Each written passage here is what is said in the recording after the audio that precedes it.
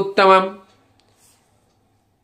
আমি নিরন্তর আপনাদের কাছে প্রত্যেক দিন একটা নূতন বাণীর সঙ্গে আমি আপনাদের সঙ্গে মিলিত হই। আজ তেমনি একটা বাণী অধ্যায় বিধি, আর এটা অনুশ্রুতি গ্রন্থের 2য় খণ্ড থেকে। কত সুন্দর করে ঠাকুর এই বাণীটা আমাদেরকে দিয়েছেন।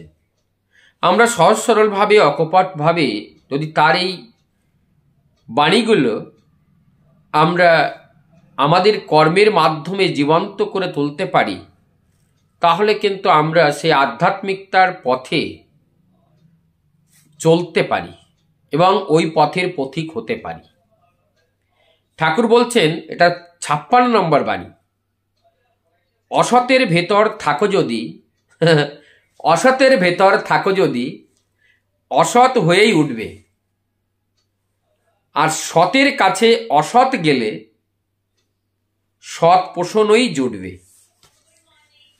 কত স্পষ্ট করে এখানে বলছেন, যদি আমরা সঙ্গ করি, অসৎ সঙ্গ করি, তো সেই সঙ্গের মধ্যে আমরা যেটা পাই, আমাদের ইন্দ্রিয় যেটাকে ক্যাপচার করে, অ্যাবজর্ব করে, ওইটাই কিন্তু অনুকরণ বা অনুসরণ করার চেষ্টা করে এই দেহ। তাই আমার যে ইন্দ্রিয়ে কর্মে, জ্ঞানেন্দ্রিয় যেটাকে, যে জ্ঞানগুলো অর্জিত করে, সেই জ্ঞানগুলো কর্মে পরিণত করা হয়। তো ইন্দ্রিয় দুটোই, জ্ঞানেন্দ্রিয় আর কর্মেন্দ্রিয়। কিন্তু জ্ঞানেন্দ্রিয়কে যদি ভালো জায়গায় লাগানো হয়, তাহলে সে ভালো জ্ঞানগুলো অর্জিত করে, আর ওই জ্ঞান অনুসার সে কর্মে পরিণত করতে পারে। তাই এখানে সর্বপ্রথম আমাদের এই যে অসতের সঙ্গ আমাকে করতে হবে না, আমি করব না। সতের সঙ্গ আমাকে করতে হবে। সৎ বা অসৎ বুঝবো কি করে? এটা পাগলেও বোঝে, সহজভাবে বোঝে।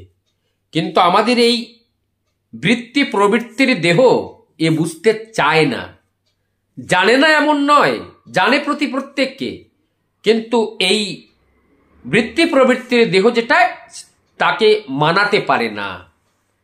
তাই আজ আমরা বুঝতে পারলাম যে আমার যে জ্ঞানেন্দ্রিয় যেটা, তাকে ডুবাবো কোথায়? সতের ভিতরে, অসতের ভিতরে তাকে ডুবাবো না। আবার বলছেন, সত্যের কাছে অসৎ গেলে, একটা অসৎ মানুষও যদি সতের কাছে যায় আর সেখানে যদি ডুবে থাকে, সেই সৎ জ্ঞানগুলো নিতে নিতে তার পূর্বের অসৎ কর্মগুলো ধীরে ধীরে নিঃশেষ হয়ে যায়। তখন ওই সৎ কর্মে ওই নিজের শরীরটাকে রপ্ত করে তোলে।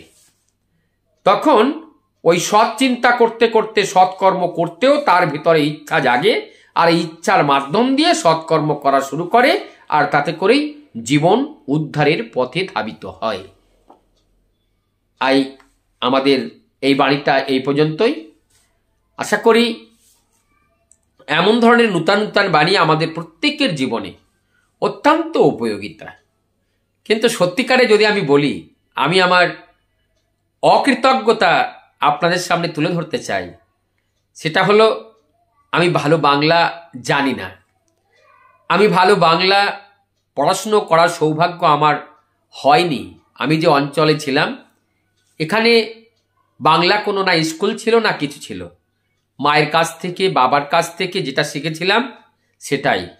আপনারা আমার এই যে কথাগুলো, ভুল ত্রুটিগুলো মার্জনা করে, আর কোথায় কোনো ভুল থাকলে সেটা আমাদের কমেন্টস বক্সে জানিয়ে, আমি ছাত্র স্বরূপ আমি আপনাদের কাছে শিখতে চাই, জানতে চাই। আর এমনি করে এই ঠাকুরের যে বাণীগুলো, সেটাগুলো বোঝার আমি চেষ্টা করি, যতটুকু পারি ততটুকু তুলে ধরার জন্য আমি চেষ্টা করব। এবং এই চেষ্টা শুধু আপনাদেরকে জানানোর জন্য নয়, এই চেষ্টা আমার নিজের শেখার জন্য, আমার নিজের বোঝার জন্য। আশা করি সবাই ভালো আছেন। ঠাকুরের চরণে প্রার্থনা করি আপনারা সবাই ভালো থাকুন। জয় গুরু।